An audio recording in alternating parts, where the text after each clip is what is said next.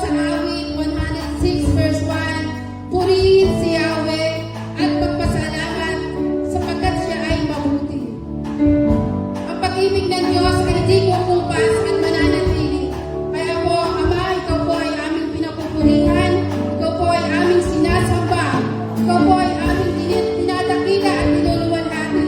Patuloy po, Ama, na ninanais namin na maranasan ang iyong presensya sa umagang ito, O Diyos. Patuloy po,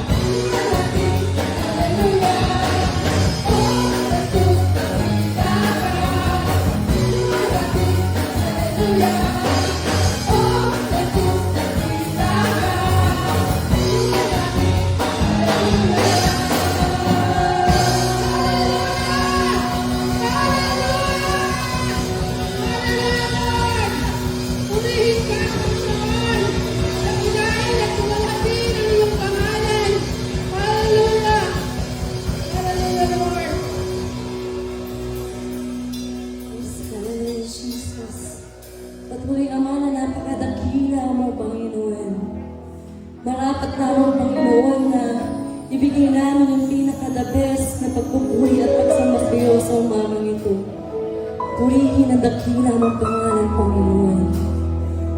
Inaaniyahan ko na patuloy tayong magpuri sa ating Panginoon. Damhin natin ang presensya ng Panginoon sa umagang ito. Hallelujah, Jesus. Salamat, Panginoon, sa iyong grasya, Panginoon. Hallelujah, Jesus. Salamat sa dakilang pag-ibig mo, Panginoon. Sige po tayo po lahat, buksan natin ang labi natin sa Panginoon. Habang hindi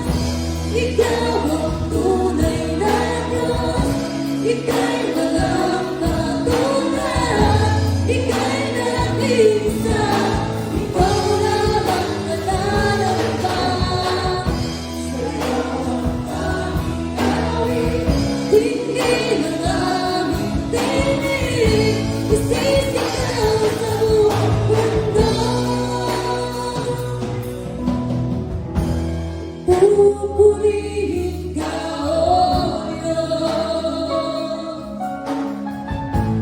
ang aming alay ay pagsamba.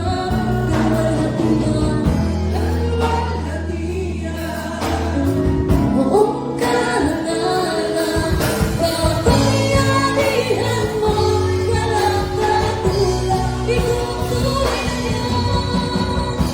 Ikaw ang tunay na Diyos, ika'y walang katulad. Ika'y nag-iisa, ikaw lamang walang iba. Sa'yo ang aming hawin, tingin ang aming tinig.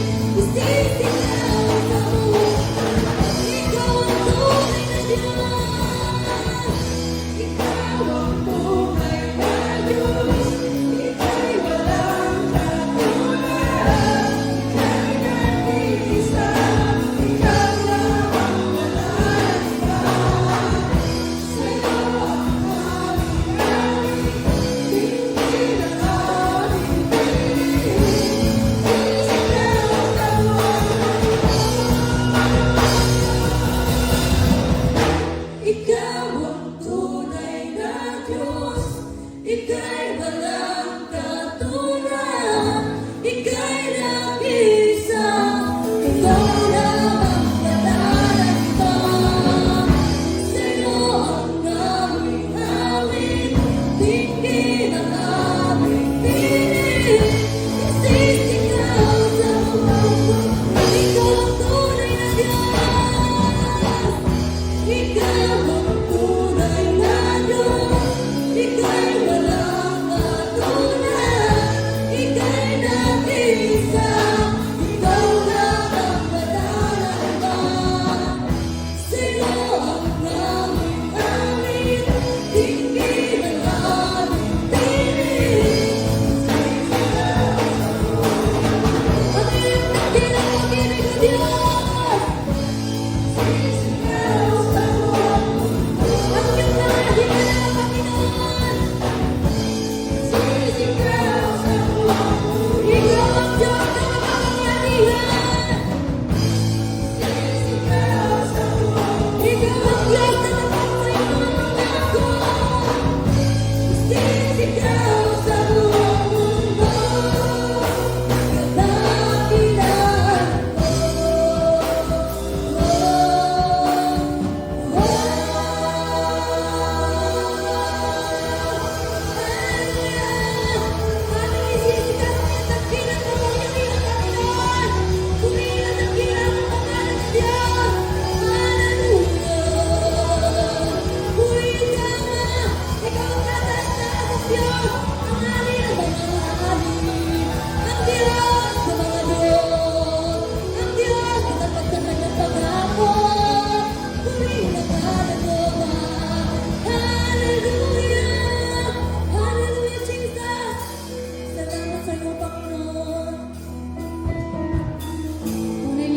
kadakilaan Panginoon.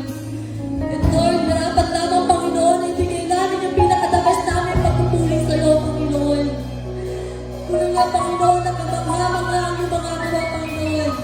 Kaya Lord, tanggapin mo ang aming pagpupuri. Ang aming pasasalamat ay tanging sa iyo lamang, Panginoon. At ang lahat ay sumigaw ng Hallelujah! Hallelujah, Jesus! Hallelujah! Purihin ka, Panginoon! Purihin ka, Panginoon! Salamat sa iyo, Panginoon! Hallelujah! Hallelujah!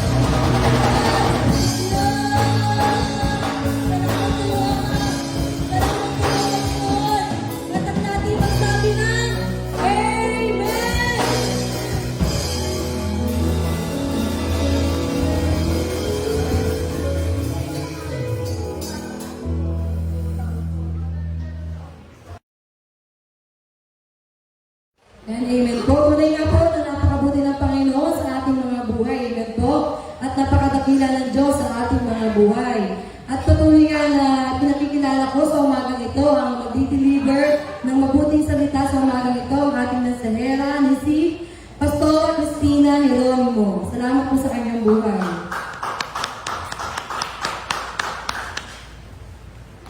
Magandang umaga po sa lahat ng mga nanonood at nakikinig sa kanilang mga tahanan. Ngayong umaga po ito ay i-discuss po natin, pag-aaralan natin ng salita ng Diyos kung paano po ang isang babae ay ginamit ng Panginoon para sa emergency. Pero tayo muna po, bago po ang lahat, tayo po ay manalangin. O Dakilang Diyos, ang mga makapangyarihan sa lahat, papasalamat po kami sa pagkakataon ito na binibigyan mo kami, Panginoon, ng laya na mapag-aralan ng iyong banal na salita upang maging halimbawa sa aming mga buhay. Salamat po, Panginoon. Gagawin po namin halimbawa ito upang aming isabuhay sa aming mga pang-araw-araw na gawain. Salamat po, Diyos. Tulungan mo po kami. Ibukas mo po ang aming mga puso, mga diwa at mga isip para matutunan namin ang aming pag-aaralan ngayong umaga.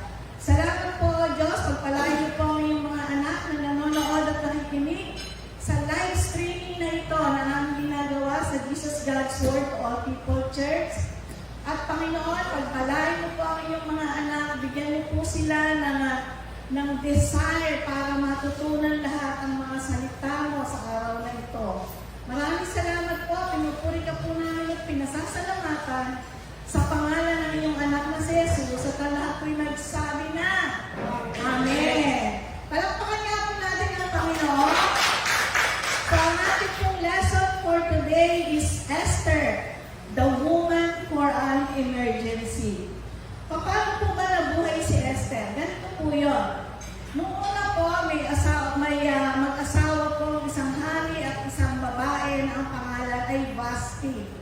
Si Vashti po ay ganito po ang simula ng kanyang buhay. Sa Esther 1:1-3, this is what happened during the time of Xerxes. The Xerxes that ruled over 127 provinces stretching from India to Kos. At the time of King Xerxes reigned from his royal throne in the citadel of Susa, and in the third year of his reign, he gave a banquet for all his nobles and officials. Sige po, tandaan po natin ha, nagbigay po ng banquet, isang malaking handaan ang hari, at nung po nga, ganun po yung handaan nun 3 araw na sunod-sunod, lahat po bumabahan ng pagkain, bumabahan ng inumin, ang lahat ng tao ay masasaya. A banquet for all his nobles and officials, the military leaders of Persia and Media, the princes and the nobles of the provinces were present. So, tingnan po natin. Lahat ng mga pinili ng mga tao at mga hinirang ay nandun sa handaan na yon. So, ano po yung nangyari? Esther 1:10-12. On the 7th day, when King Xerxes was in high spirits from wine, he commanded the 7 eunuchs who served him, Mehuman, Biztha, Harbona, Abagtha, Setar, and Carcas, to bring before him Queen Vashti. Si Queen Vashti po ay asawa ng hari, wearing her royal crown in order to display her beauty to the people and nobles, for she was lovely to look at. But when the attendants delivered the king's command, Queen Vashti refused to come. So, tingnan po natin mabuti yung sitwasyon.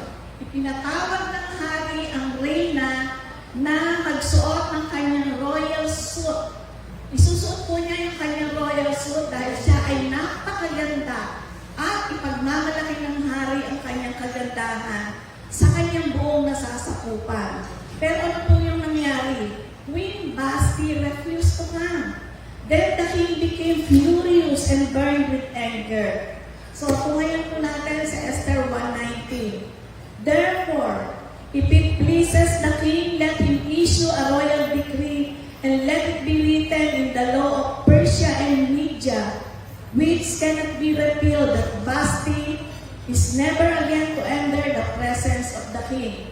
So, ganun po yung nangyari. Nagalit po yung hari dahil hindi po kanyang kagandahan sa gitna ng selebrasyon. So yun po yung mga advisors ng hari, sinabi po, kung papayagan natin na ganyan-ganyan lang ang gawin sa iyo ng reyna, magiging halimbawa siya sa lahat ng iyong masasakupan at lahat ng babae, babastos-bastusin na lang nila yung kanilang mga asa-asawa. Hindi nila susundin ang mga pinag-uupo sa kanila ng kanilang mga asawa. Magiging masamang ehemplo si Queen Basti sa lahat ng mga kababaihan at gagayahin nila ang ginawa ni Queen Basti. So Basti is never again, ito po yung ipinagputos ng hari. Basti is never again to enter the presence of King Ceres. Also, let the king give her royal position to someone else who is better than she. Sabi po ng mga advisor, palitan mo na yung Queen Basti na yan dahil hindi yan masunurin. Soberbio, supil, at hindi pala sunod sa ipinabuutos mo. Matigas ang ulo.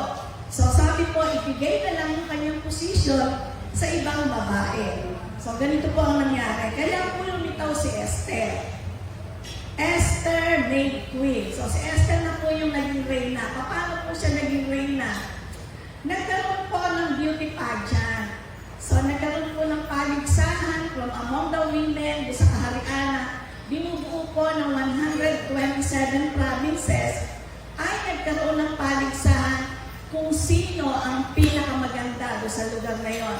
At sa kanya ibibigay ang pagiging reyna ng hari na si Ceres. So Esther was product of a beauty pageant and a rigid beauty treatments. Ano po yung rigid beauty treatments? 7 alalay ang tumututok sa kanya. 7 alalay. Siguro po iba yung nangangalaga ng buhok, iba yung nangangalaga ng skin, ng pananamit, ng figure niya, ng kanyang katawan. So 7 days ang naka-assign sa kanya. Selected from the king's palace to take care of her with special food. So special po yung kinakain niya para hindi nakakataba, hindi nagbubukol-bukol yung katawan. So yun po yung ginawa sa kanya. 7 days ang naka-assign sa kanya. She completed 12 months of beauty treatments. Ano po yung beauty treatments na yun? 6 months with oil of myrrh and another 6 months with perfumes and cosmetics. So isipin na lang po natin, wala siyang ginagawa kundi magpaganda. So 6 na buwan na pinapahinga ng langis ng kanyang katawan at 6 na buwan naman na pinupuno ng pabango at ng perfumes at ng cosmetics ang kanyang katawan. So ano po yung nangyari sa Esther 2:17? Now the king was attracted to Esther more than to any of the other women, and she won his favor and approval more than any of the other virgins. So kaya po si Esther yung nanalo dahil kakaiba po talaga yung ganda ni Esther. Napakaganda po niya. At saka sobra pong naalagaan siya sa kanyang beauty treatments. So he set a royal crown on her head and made her queen instead of Basti. So na-depose na po si Queen Basti, nawala na siya sa eksena. And the king gave a great banquet, Esther's banquet, for all his nobles and officials.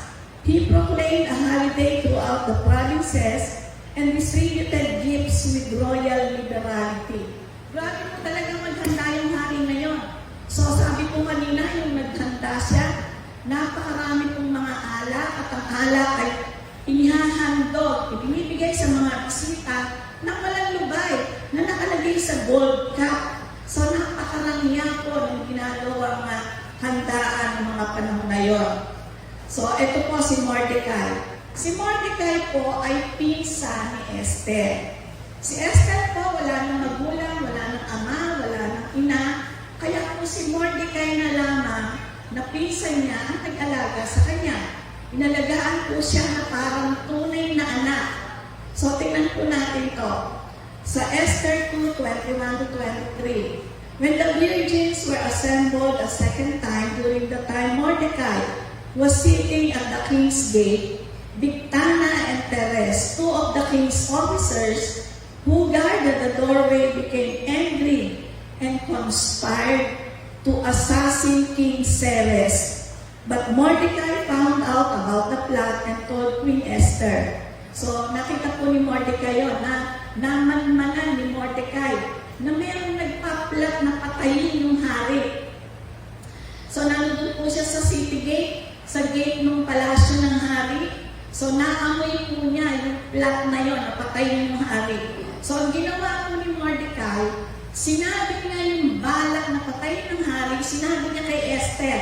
At sinabi naman ni Esther sa hari, who in turn reported it to the king, giving credit to Mordecai. And when the report was investigated and found to be true, the two officials were hung on a gallows. All this was recorded in the book of the annals in the presence of the king.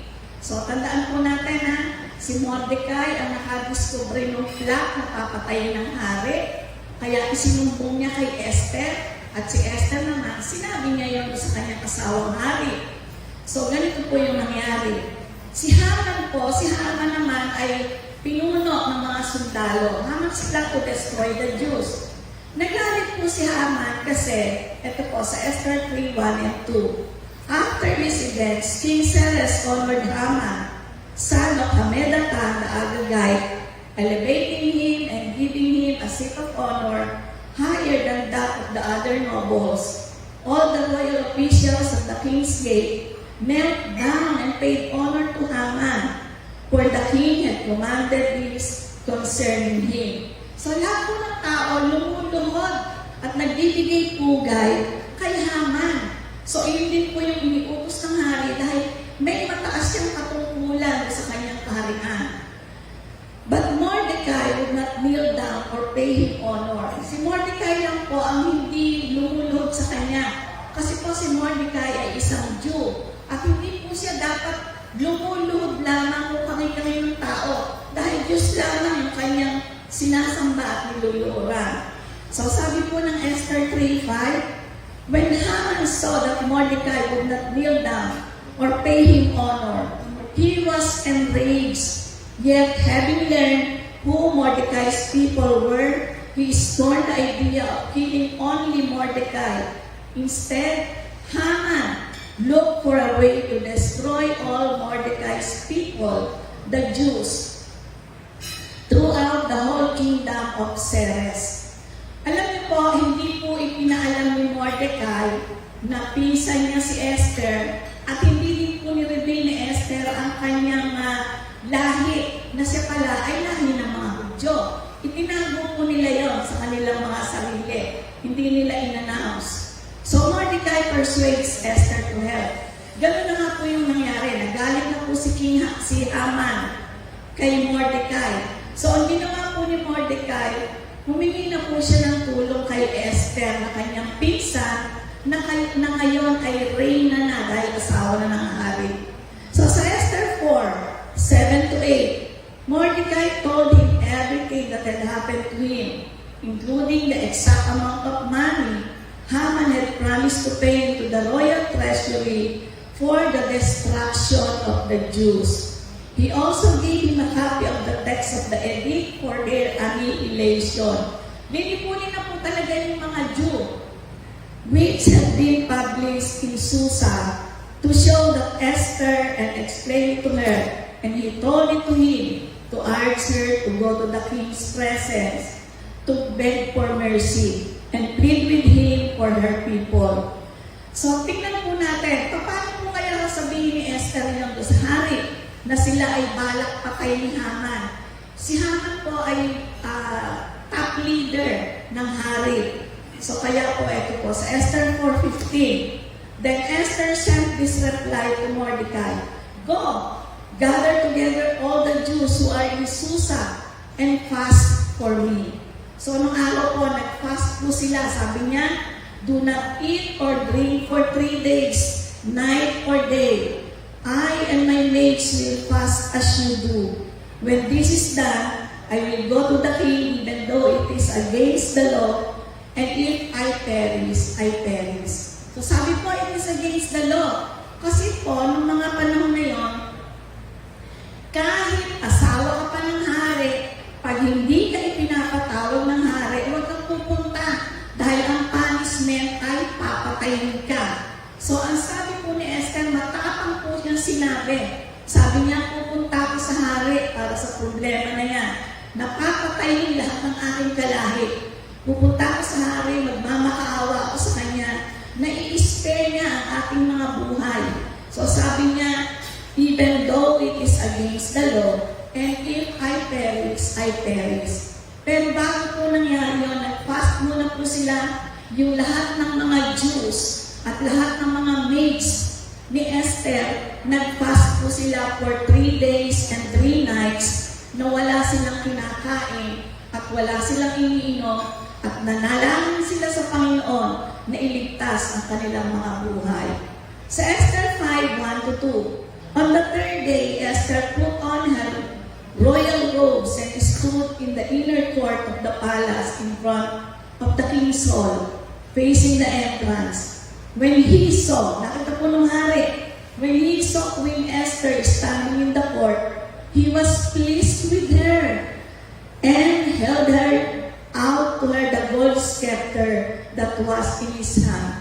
So, ganun po, pagka naman po na-please yung hari, sa kahit hindi niya ipinapatawag, ay ibibigay lamang niya yung kanyang gold scepter at makakalapit na po yung tao na yon sa ating hari. Pero kung hindi po yon, kamatayan. Tandaan po natin na kamatayan ang parusa sa sino man nalalapit sa hari nang hindi pinapatawag.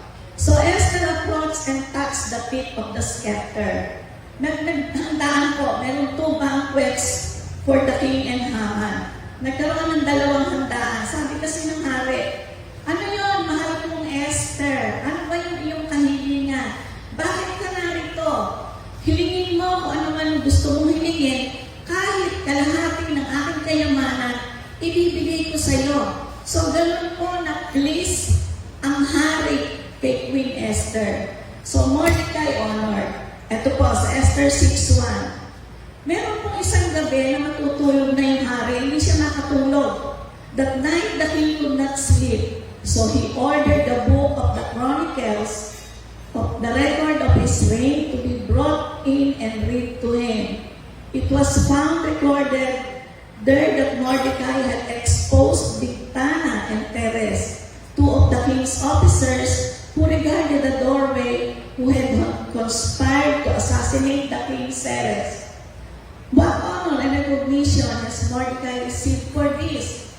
Ano ba yung ibinigay natin kay Mordecai? Siya pala yung nakadiskubre na merong 2 tao nagwardya, napapatayin ako.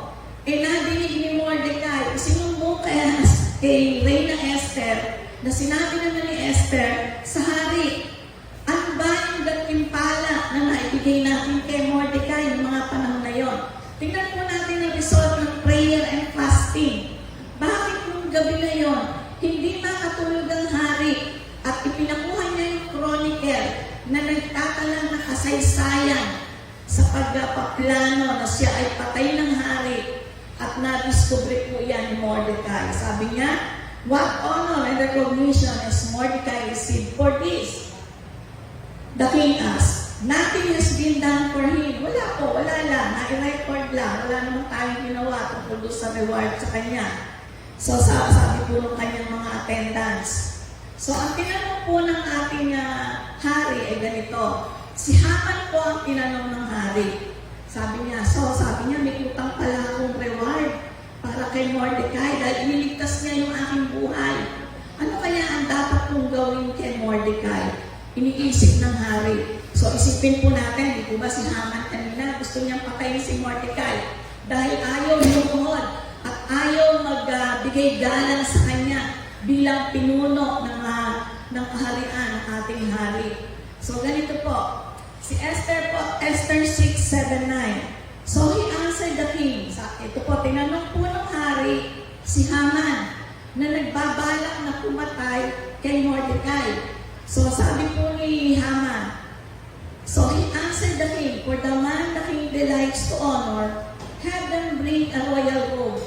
Kasi alam niyo po, iniisip ni Haman, aba, ako yung tinatanong ng hari kung ano dapat sa parangal na ibibigay sa kung kanino na please ang hari. So sabi po ni Haman, so he answered, for the man the king delights to honor, have them bring a royal robe the king has worn, and a horse the king has ridden, one with a royal crest placed on its head. Then let the robe and horse be entrusted to one of the king's most noble princes. Let them robe the man the king delights to honor, and lead him on the horse through the city streets, proclaiming before him, this is what is done for the man the king delights to honor. So akala ko ni Haman, siya yun. Siya yung parangal ng hari. Kaya napakaganda nung isinuggest niya. Suotan siya ng robe na naisuot na ng hari. Isakay siya sa kabayo na nasa kanya ng hari. At iparada siya sa mga pakulungang kanto ng kaharian at iproklama that this is the man who delights the king. So, ano po yung nangyari? Sa Esther 7, 1-10, si Queen Esther told the king of Haman's plot to kill the Jews.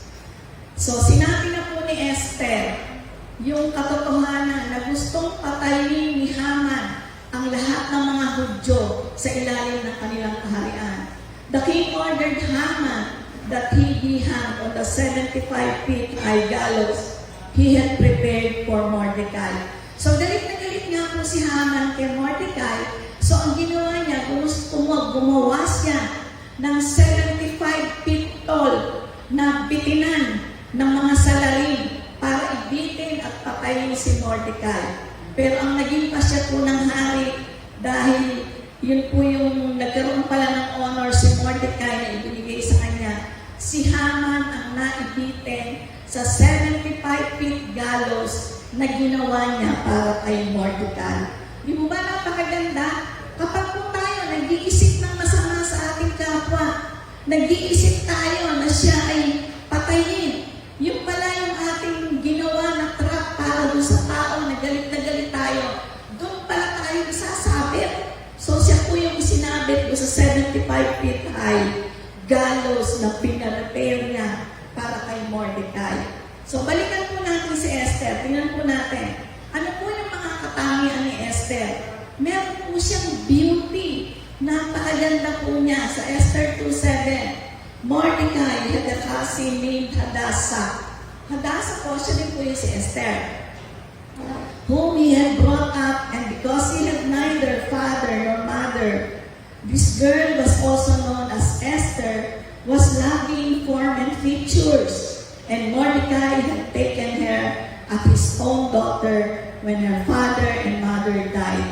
So maganda na po talaga, sadyang maganda na si Esther. Tapos inalagaan pa siya ng 1 taon. 6 months with oil of myrrh and another 6 months with cosmetics and perfumes. So lalo pong gumanda. Siguro ini-imagine ko lang, napakalambot ng kanyang putis, parang porcelana. Napakaganda niya ng kanyang buhok na alon-alon. So ganun po yung ginawang alaga sa kanya ng 7 days. So nagkaroon po siya ng super ganda na reyna. Ano po yung katangian ni Esther? Number 2, meron po siyang self-denial and heroism. Itinanggi po niya yung kaligtasan ng kanyang sarili. Di po ba bawal lumapit sa hari, hindi ka pinapatawag kahit asawa ka, dahil papatayin ka pag nabwisit sa inyong hari? Pero hindi po inintindi ni Esther yon. Pagkaraan ng 3 days and 3 nights na kanyang pagpa-fasting, ay lumapit po siya sa hari para sabihin ang kanilang problema ni Mordecai na balak ipapatay ni Haman lahat ng kanyang buong lahi.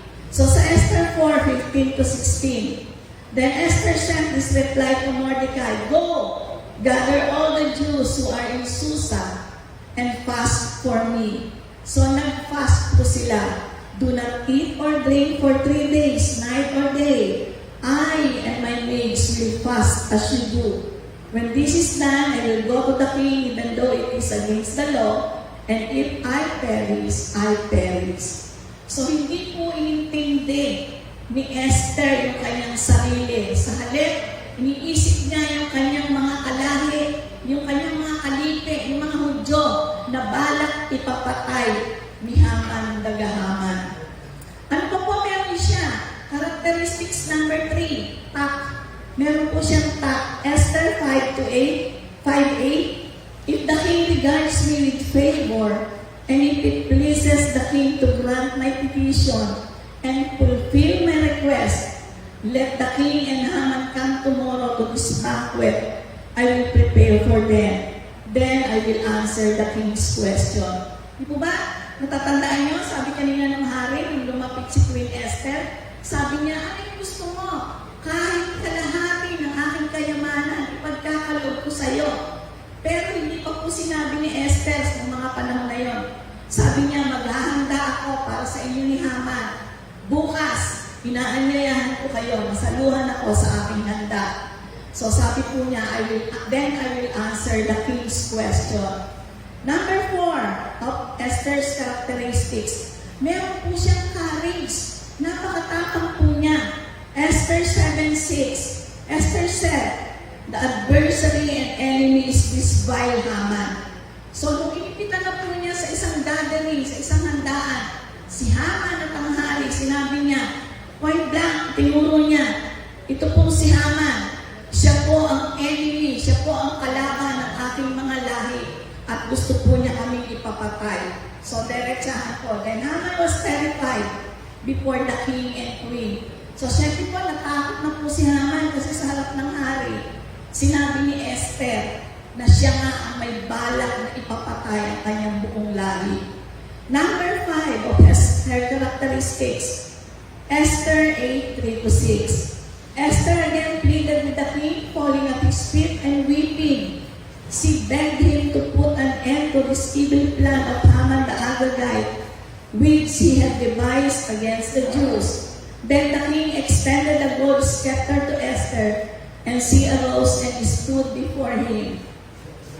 Sabi po niya, if it pleases the king, she said, and if he regards me with favor and thinks it the right thing to do, and if he is pleased with me, let an order be written overruling the dispatches that Haman, son of Hammedatha the Agagite, devised and wrote to destroy the Jews in all the king's provinces. Tandaan po natin, 127 provinces ang pinangungunahan ng ating hari. For how can I bear to see disaster on my people? How can I bear to see the destruction of my family? Ganun po, sabi niya, hindi ko kayang tingnan lang na papatayin ang aking mga lahi.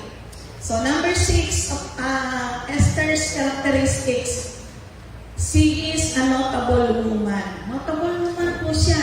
Self-sacrificing woman. Sa Esther 4:16, go, gather all together the Jews who are in Susa and fast for me. Do not eat or drink for 3 days, night or day. I and my maids will fast as you do. When this is done, I will go to the king even though it is against the law, and if I perish, I perish. Ganun po siya katapang. Nasabi niya, kung ako'y mamamatay din lang ako, mamatay na ako para sa aking mga kalahi. Pero hindi po ganoon ang nangyari. So ano po nangyari? Ano ngayon po yung hamon para sa bawat isa sa atin? Can we risk our life for the sake of our people? Kaya po ba natin ipanin ang ating mga buhay para sa mga tao na ating mga minamahal? Kaya po ba natin yun? Baka minsan isang kurot lang ayaw na natin eh. Pero ito po, buhay niya ang pwedeng maging kapalit para ipagtanggol ang kanyang mga mahal sa buhay. Yung kanyang mga lahi, yung kanyang mga lipi. Can we risk our life for the sake of our people? Can we trust the Lord in prayer and fasting for our situation? Kaya po ba natin na sa kabila ng ating mga problema, pwede po bang lumuhod tayo sa Panginoon, manalangin tayo, magkaroon tayo ng fasting para po ipanalangin sa Panginoon ang mga kahilingan natin para sa Kanya?